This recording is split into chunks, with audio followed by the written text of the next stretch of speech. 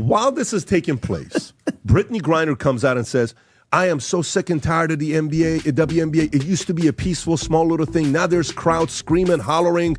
This is disruptive. It's not allowing us to play the game. This is her quote. I don't know if you saw this or not. When she gave that. Patrick Bet-David just delivered the most brutal reality check in podcast history. Brittney Griner made some wild comments about Caitlin Clark and racial undertones that had everyone talking. From 41.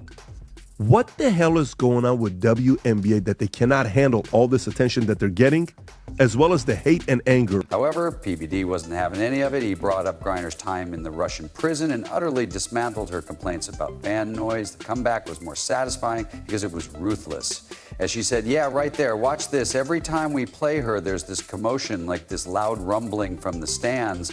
Turns out it's people, thousands of them, just because of the WNBA. While Brittney Griner was out there complaining about crowd noise and making subtle racial remarks about Caitlin Clark, PBD was busy reminding her of some uncomfortable truths that she apparently forgot during her time away from basketball.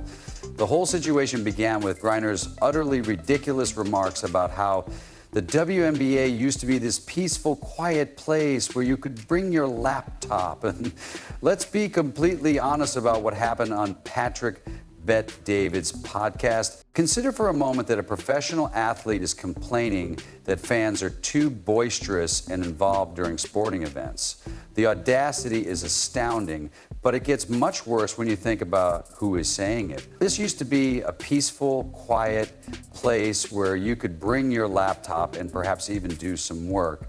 But now it seems like there are huge crowds of people watching us from the stands, some of them yelling at us, putting undue pressure on us to score, as if we were there for their amusement. The whole thing is toxic. I saw a man and his daughter in the crowd, and they were both screaming.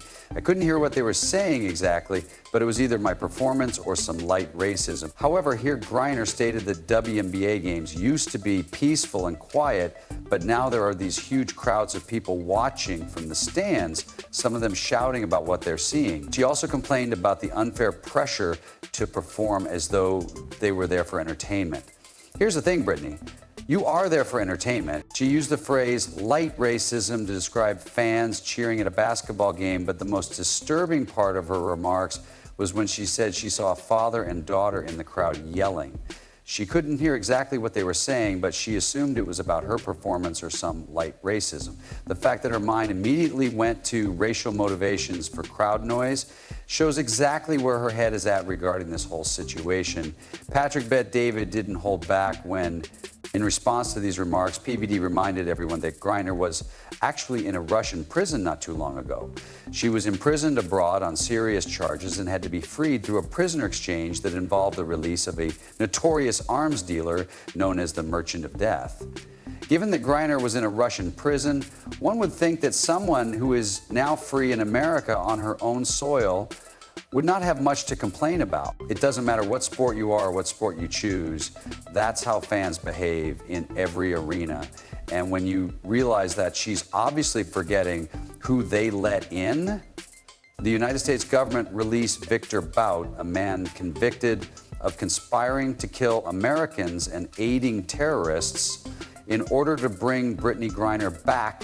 You would think that someone who had been imprisoned in a foreign country would have a completely different perspective on freedom and opportunity. The fact that Griner finds crowd enthusiasm disturbing rather than energizing shows how she responded to being free back on American soil and playing the sport she loves in front of fans who are excited to watch by complaining about noise levels after the Merchant of Death, an arms dealer, tried to get her back. The timing of these remarks makes them even more absurd because they were made at a time when the WNBA is seeing an unprecedented increase in revenue and popularity. The league is estimating $1 billion in value for the first time in its 25-year history, and the majority of that growth is attributable to Caitlin Clark's promotion of women's basketball. However, this is where Griner's remarks become especially offensive because she is griping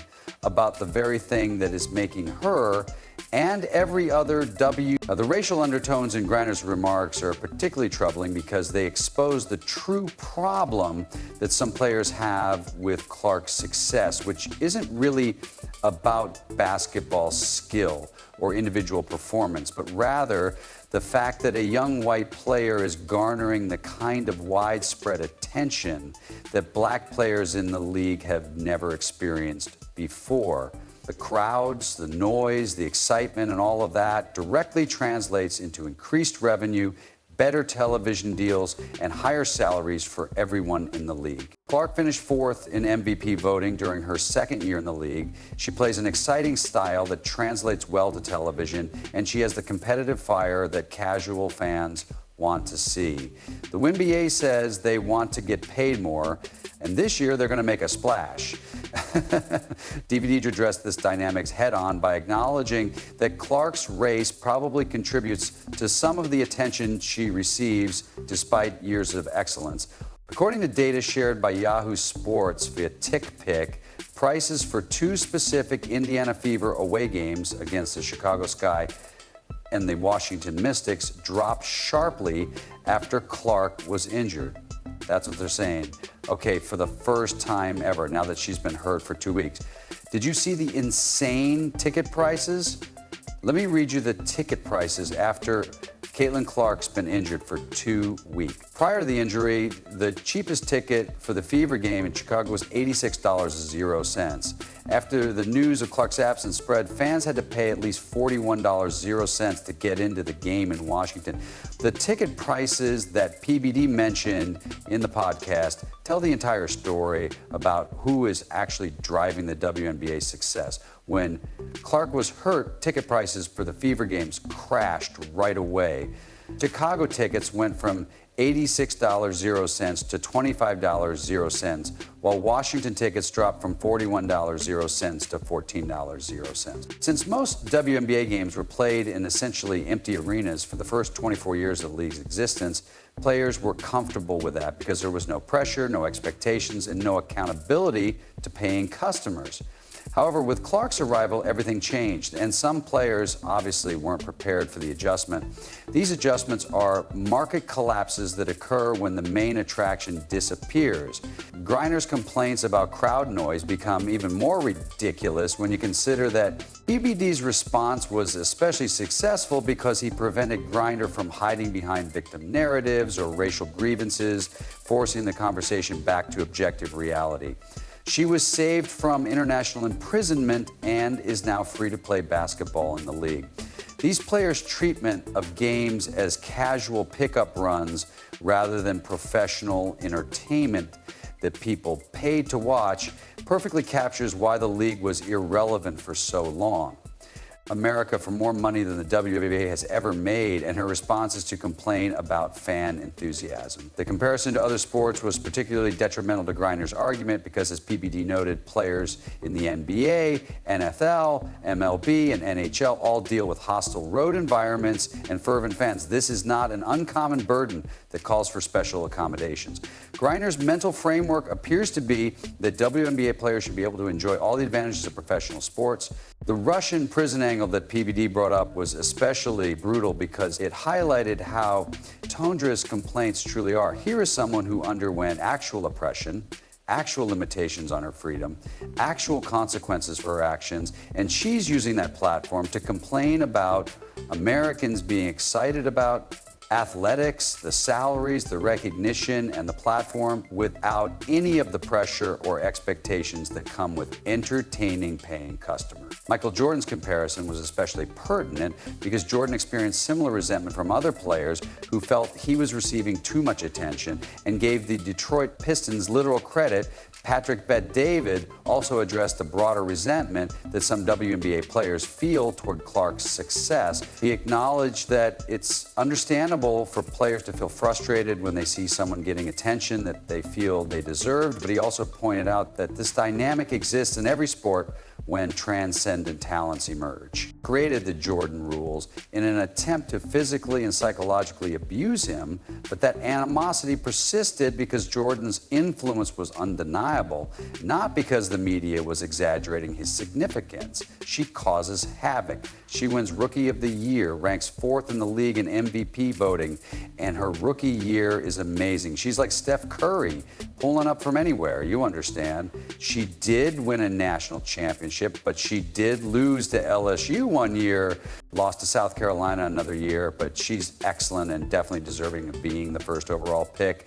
I told everyone that ride the wave, rising tide lifts all boats. The girl is amazing. She's not just a scrub, she's a star caliber player who attracts attention. Perhaps this is because of her fan base and the fact that she's a young white woman, 1063. And the attention she gets is based on quantifiable impact ticket sales and television rating. Wire's complaints about racial undertones and crowd reactions are especially problematic because they assume the worst possible motivations from fans who are simply excited about basketball. The assumption that father-daughter pairs cheering at games must be engaging in racism shows a worldview that is looking for problems rather than appreciating opportunities. Merchandise revenue and social media engagement are objective financial metrics that prove her value to the league. Clark's arrival brought real scrutiny, real pressure, and real consequences for performance. PBD's point about gratitude was particularly potent because it brought to light the stark contrast between Griner's experience in a Russian prison and her current complaints about American basketball fans. Someone who truly understood what she went through should be celebrating the fact that some WNBA players were ill-prepared for mainstream success for 25 years. The financial projections for the WNBA are entirely dependent on maintaining the kind of fan interest that Clark has generated. If players like Griner are successful in turning off casual fans with complaints about enthusiasm and accusations of racism, the league will quickly return to its previous model of empty arenas and financial losses. Griner's remarks were especially regrettable because they were made at a time when the WNBA was suffering from a lack of funding. Patrick Bet-David's business background gave him the ideal perspective to address these issues because he understands that revenue from customer satisfaction and fan engagement drives player salaries. He knows that complaining about customers being overly enthusiastic is like complaining about having too much money, which reveals a fundamental misunderstanding of how professional sports economics work. Instead of seizing the opportunity and building on the momentum, she chose to focus on perceived problems rather than obvious benefits. Griner's perspective seems to be that WNBA players should enjoy all the advantages of increased popularity without any of the scrutiny or pressure that comes with mainstream attention, which is unrealistic in any professional sport. In contrast to other entertainment industries, musicians don't complain about crowds being too loud at concerts, and actors don't complain about audiences being too engaged during performances. Professional entertainment's entire goal is to create excitement and emotional investment from paying customers.